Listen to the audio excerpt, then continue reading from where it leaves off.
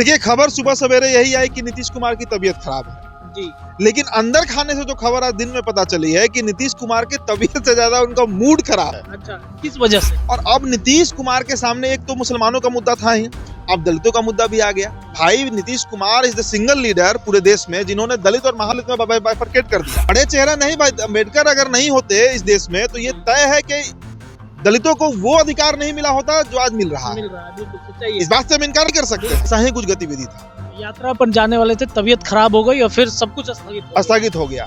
और 5 दिन पहले जो अमित शाह ने बयान दे दिया एक नेशनल चैनल के कॉन्क्लेव में बैठकर, उन्होंने जो कह दिया कि पार्लियामेंट्री बोर्ड डिसाइड करेगा कि 2025 के विधानसभा चुनाव के बाद कौन सीएम होगा।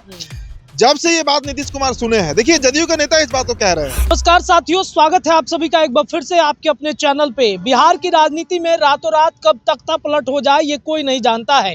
नीतीश कुमार रात में विचार करते हैं और सुबह उठते ही बगल में उनके राजभवन है, वहां जाकर इस्तीफा दे देते हैं और शाम होते होते नई सरकार के साथ फिर से बिहार के मुख्यमंत्री के तौर पर शपथ ले लेते हैं। ये कहानी अब पुरानी हो चुकी है। ये जो पूरी प्रक्रिया है बिहार की राजनीति की, ये अब बच्चा जान चुका है कि नीतीश कुमार कुछ बड़े फैसले जब लेते हैं तब वो खामोश हो जाते हैं। आज बिहार में नीतीश कुमार देश भर की राजनीति के लिए प्रासंगिक हो चुके हैं, क्योंकि नरेंद्र मोदी की सरकार उनके 12 सांसदों की वजह से टिकी हुई है। अब इन दिनों पार्लियामेंट के अंदर जो भी माहौल बना हुआ है, इसको देखते हुए बिहार की राजनीति भी काफ़ी असरदार हो रही है। बिहार के मुख्यमंत्री नीतीश कुमार इसी कड़कड़ाती ठंड में यात्रा पर निकलते हैं, लेकिन अचानक से उनकी यात्रा का पहले तो नाम बदलता है और अब नीतीश कुमार बीमार होने के बाद उनकी यात्रा ही स्थगित हो जाती है। तो क्या फिर से कुछ नई कहानी बिहार के राजनीति में चल रही है? इस पर चर्चा करने के लिए एक बार फिर अपने सहयोगी उदित आर्यन जी के पास चलते हैं, जुड़ते हैं, बातचीत होगी। उदित जी, रातों रात कहानी बदल जाती है बिहार के राजनीति की, क्या फिर से कुछ होने वाला है बिहार में? देखिए, खबर सुबह सवेरे यही आई कि नीतीश कुमार की तबीयत खराब है जी, लेकिन अंदर खाने से जो खबर आज दिन में पता चली है कि नीतीश कुमार की तबीयत से ज्यादा उनका मूड खराब है। अच्छा, किस वजह से? 5 दिन पहले जो अमित शाह ने बयान दे दिया एक नेशनल चैनल के कॉन्क्लेव में बैठकर, उन्होंने जो कह दिया कि पार्लियामेंट्री बोर्ड डिसाइड करेगा कि 2025 के विधानसभा चुनाव के बाद कौन सीएम होगा। जब से ये बात नीतीश कुमार सुने हैं, देखिए जदयू के नेता इस बात को कह रहे हैं। जदयू के नेता इस बात को कम से कम इनकार नहीं कर रहे हैं। 2-4 नेताओं से हमारी भी बातचीत हुई, उन्होंने इनकार नहीं किया कि नीतीश कुमार इस बात को लेकर काफी तल्ख है, काफी गुस्से में है। कैसे कह दिए? कैसे अमित शाह कह दिए? अभी 5-6 महीने पहले तक जब चुनाव परिणाम आया, इसी बीजेपी के उस समय के तत्कालीन प्रदेश अध्यक्ष जो थे सम्राट चौधरी, वो मंच से घूमकर कह रहे थे कि 2025 क्या 2030 में भी नीतीश कुमार सीएम बनेंगे। आपको याद होगा, बिल्कुल। जेपी नड्डा भी ऐसा ही कुछ कह रहे थे कि नीतीश कुमार ही सीएम होंगे। तो भाई, उस समय आपका पार्लियामेंट्री बोर्ड कहाँ चला गया था? जेपी नड्डा साहब को भी कहना चाहिए था। सम्राट चौधरी भी कहते कि 2025 के चुनाव के बाद तय होगा कि कौन बनेगा सीएम। ये एनडीए का जो लोग बैठेंगे, एनडीए के जो नेता बैठेंगे, वो तय करेंगे। तो इसलिए मैंने कहा कि नीतीश कुमार की तबीयत खराब है, इस बात से हम इनकार नहीं करेंगे और उस पर हम सवाल भी नहीं उठाएंगे। स्वास्थ्य लाभ उनको जल्दी मिले, लेकिन इतना तो तय है कि उनका मूड तबीयत से ज्यादा खराब है। अच्छा, तबीयत नहीं, मूड खराब है। तबीयत खराब है, उससे ज्यादा मूड खराब है। अच्छा, तो क्या करेंगे फिर? अब देखिए, और दूसरी बात ये भी समझिए कि देखिए कई ऐसे मुद्दे हैं कि कितने ऐसे, मतलब विधेयक कहिए, वक्फ बोर्ड संशोधन अधिनियम को लीजिए, जो अमेंडमेंट बिल लाया गया वक्फ बोर्ड को लेकर, उस पर तो जदयू और बीजेपी एकदम आड़ फाड़ के मूड में है।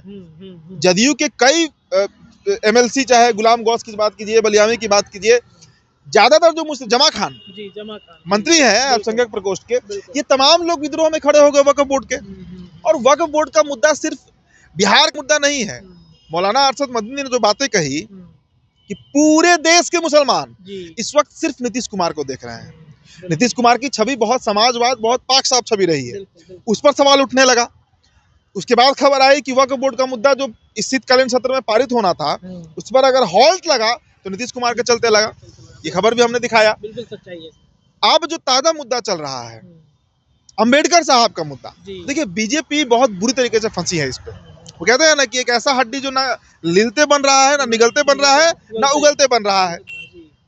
बाबा साहब अम्बेडकर, देखिए मैं कल शाम से एक बात कह रहा हूँ कि आज जितने भी देश के दलित लीडर्स हैं, आप मायावती कह लीजिए, रामदास अठावले कह लीजिए, चिराग पासवान कह लीजिए, जीतन राम मांझी कह लीजिए, कांशीराम कह लीजिए, रामविलास पासवान कह लीजिए, जिसका भी आप नाम रख लीजिए, वो सब इन्हीं अंबेडकर साहब की देन है कि आज ये लोग भी भारत के और बिहार के पॉलिटिक्स में सिरमौर बने हुए हैं।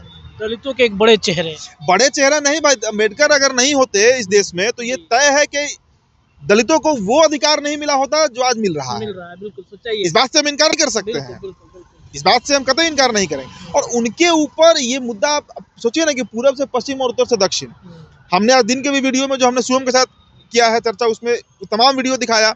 महाराष्ट्र का, कर्नाटक का देख लीजिए, गुजरात का देख लीजिए, बिहार का आज प्रोटेस्ट हुआ है सदाकत आश्रम से लेकर इनकम टैक्स गोलंबर पर पूरा पटना छापा गया कांग्रेस की तरफ से, चल रहा है। कुछ सांसद जो है वो एडमिट है। तो मामला यहाँ तक है। और अब नीतीश कुमार के सामने एक तो मुसलमानों का मुद्दा था ही, अब दलितों का मुद्दा भी आ गया। भाई Nitish Kumar is the single leader पूरे देश में जिन्होंने दलित और महादलित में बाइफरकेट कर दिया और महादलित की 20 जातियों को अलग कर दिया। बिहार में जो 21 जातियां हैं अनुसूचित जाति की, उसमें एक जाति को छोड़ दीजिए पासवान, तो 20 को इन्होंने महादलित की श्रेणी में डाला और उसका फायदा भी इनको मिला। एक बड़ा वोट बैंक इनके साथ दलितों का जुड़ा, वो अब इनकी तरफ देख रहा है। और उससे भी बड़ी बात समझिए कि चर्चा इस बात पर हो रही है रत्नेश कि नीतीश कब क्या करेंगे। आप अभी सरकार बने हुए, मुझे लगता है कि सरकार बनने हुए 1 साल पूरा होने में 1 महीना 8 दिन बाकी है।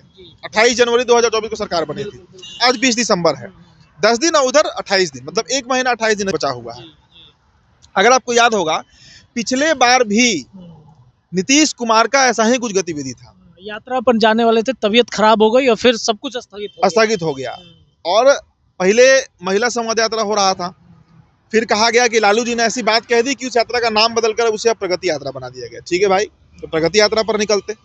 अब वो यात्रा भी सुनने में आ रहा है कि स्थगित हो गया है। अभी समझिए कि इन्वेस्टर समिट चल रहा है बिहार में, कल से शुरू हुआ है, आज दूसरा दिन है और आज नीतीश कुमार को समिट में जाना था, लेकिन अचानक खबर आया कि वो कहीं नहीं जा रहे हैं। और सबसे बड़ी बात, बीते 5 दिनों से नीतीश कुमार कहाँ है। अब सोचिए ना, बीपीएससी का इतना बड़ा प्रोटेस्ट चल रहा है, कहीं कोई संज्ञान है क्या सीएम साहब का? कहीं नहीं है। तो सब कुछ नॉर्मल तो नहीं है बिहार में। अगर ये कहा जाए कि सब कुछ सामान्यजनक तरीके से सरकार चल रही है, सामान्यजनक तरीके से एनडीए गठबंधन के सभी लोग चल रहे हैं, चाहे नीतीश कुमार हो, बीजेपी हो, चिराग हो, इस बात से हम कभी सहमत नहीं होंगे और कोई सहमत नहीं होगा। क्योंकि जो एक्टिविटीज दिख रही है, जो सरकार का रवैया दिख रहा है, नीतीश कुमार हर बार असहज हुए हैं, कई बार असहज हुए हैं इस गवर्नमेंट में। एक सवाल है कि मान लीजिए कि नीतीश कुमार आज अगर पलट जाते हैं अम्बेडकर वाले मुद्दे पर, तो दलितों के एक बड़े नेता, एक बड़े गेम चेंजर के रूप में साबित हो जाएंगे और चिराग के तेजस्वी के साथ जाकर हो सकता है कि तेजस्वी को कुछ फायदा हो जाए इससे। देखिए, इसकी चर्चा हम तब भी कर रहे थे जब वक्फ बोर्ड का मामला चल रहा था, क्योंकि उस समय भी हम यही कह रहे थे कि बिहार के जो 17% मुसलमान हैं, जो 17% मुस्लिम पॉपुलेशन है बिहार में, मुस्लिम वोटर हैं, वो नीतीश कुमार की तरफ टकटकीले आकर देख रहे हैं। और अभी बिहार के 19% दलित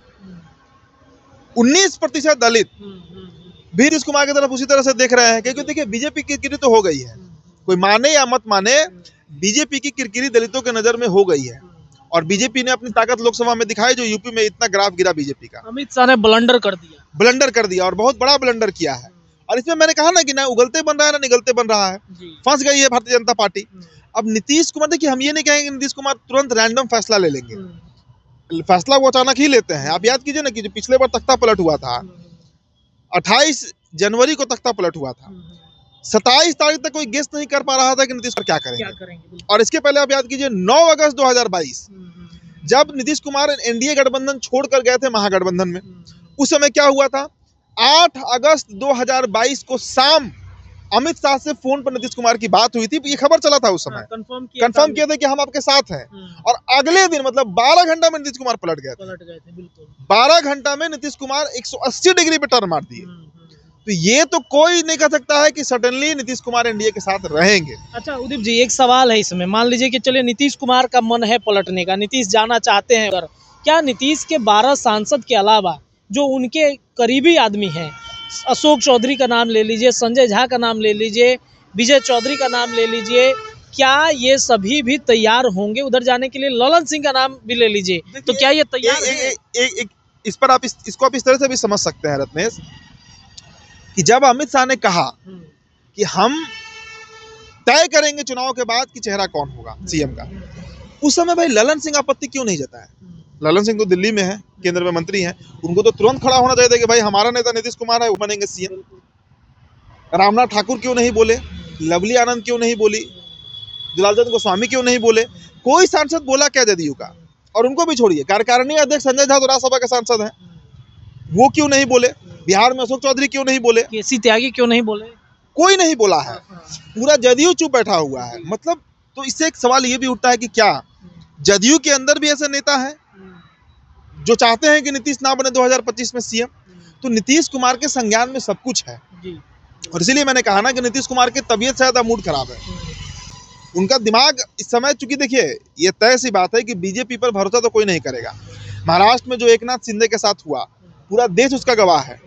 एकनाथ शिंदे की जब परिस्थिति अच्छी थी, जब मजबूरी थी बीजेपी को, तो उनको सीएम बना दिया गया।